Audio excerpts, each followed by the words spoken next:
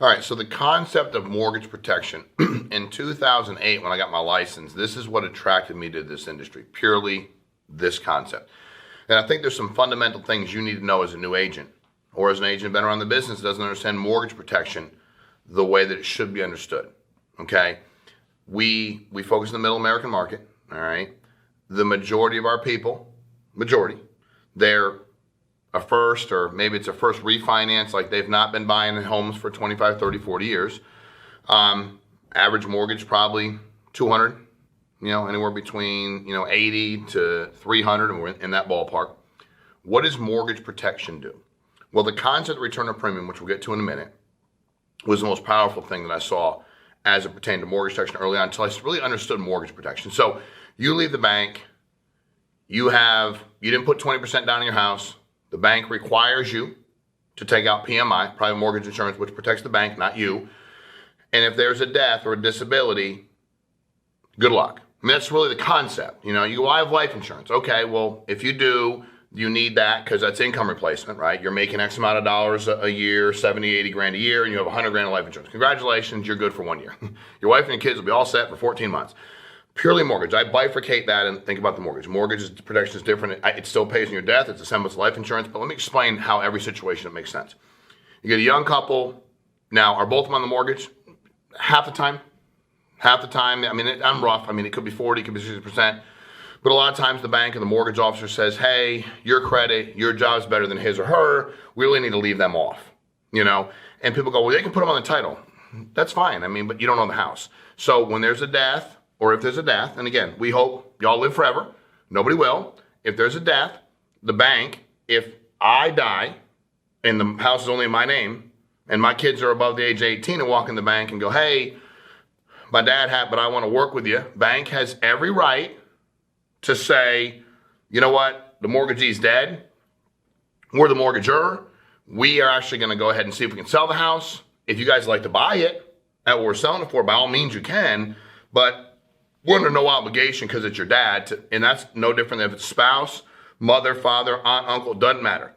The contract is severable between you and the bank. I said to my clients all the time, you know what severability means? No, not really. That's between the two of you. Read most contracts, you're going to find that word in there a lot. Saying, you can't pass your stuff on to somebody else and say, but they have the right. It's between me and you. If me and Mike size of contract, it's severable. Me and Mike size of contract.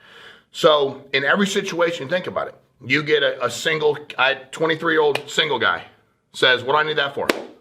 I go, your mom pretty good to you? Yeah, my mom's great to me. Good, dad? Yeah, great people. Outstanding. Your house is worth 180 grand, right? Yeah, put a little bit of money down on it. Yeah, you're going to make payments on it, right? If you died, would you want the bank to take it back and you had 40 grand in equity? Would you like that to go to your parents? No, I'd like to go to my parents. Okay, so you're going to take this thing out, which gives you all your money back, which we're hoping you outlive it, but we're going to go ahead and do this and leave it to your mom and or dad so they can pay it off. Do you have student loan debt? Yeah. Did your mom and dad sign on that, co-sign on it? Yeah. Okay, would you like to have something that doesn't leave them with, because just because you dead doesn't mean, and I don't work there, but I'm pretty sure most people still come after money they can come after, and they co-signed on it. So it's not like you're gone, it doesn't matter mom and dad. Mom and dad signed off on it, so now mom and dad own the dad. We're in our 70s. Our house is paid off, Shawn. Outstanding, Tom. Outstanding, team. That's great. Let me ask you something. How are your kids doing? My kids are doing outstanding. That's great. All of them out? Yep, they're doing great. Okay, so are any of them going to live here? No, none of them are going to live here. They have their own houses. Okay, got it. So they're going to put your house in the market? Yeah, that's what they do. Okay, well, who's going to pay the taxes, the bills, utilities, upkeep? Even though they're doing pretty good, is that their job?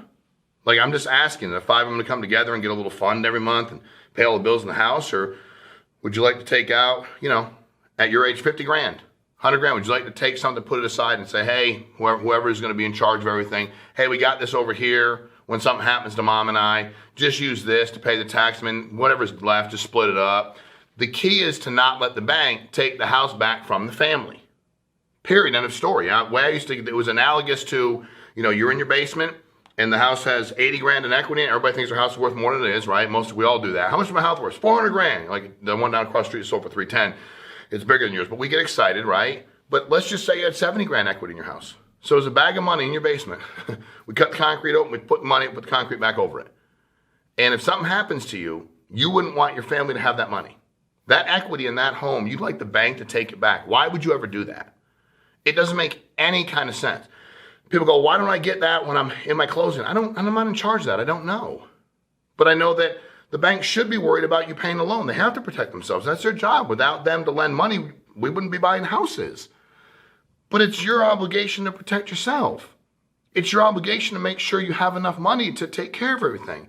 It's your obligation. For most of our clients, their number one asset, which is really a liability as they're paying on it, is their home.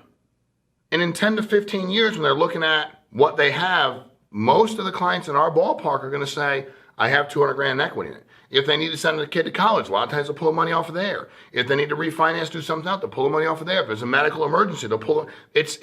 It's their ability. It's there, and they don't own it. But we all talk a lot about people saying, how many houses you own? I don't own any. The bank owns a lot. I have a lot of places that I can go to that I have keys to that the bank owns. They own them. I don't own them yet. You don't own your car to make your last payment. I mean, you don't own it. So I think you really need to take a step back. Mortgage protection works in every situation. And again, we only deal with leads. Nobody would ever fill out a mortgage protection lead knowing what it's about if they weren't interested. I don't care how much insurance they do or don't have. I don't care how much money they do or don't make. I don't care how well their parents are doing, their kids are doing. It doesn't matter. They made an adult decision to purchase the house.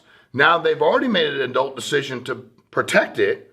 All your job is to go out there and be an adult and be strong enough to say, here's what you need to do. Here's the best option. And yes, you'll see in some other trainings the return of premium. The return of premium makes it an absolute no-brainer. Standard term life insurance to me didn't make a ton of sense but getting all your money back at the end of the term? I don't care what scenario you fall into in mortgage protection. If you're in that part where you're getting your money back, you're getting it back. Well, I could invest in here. How much money have you saved in 7 years? None. Okay, let's put $130 into this a month and get all your money back in 30 years. Doesn't that make sense? So that's the concept. There's so many ways to go about it. Everybody has to have it.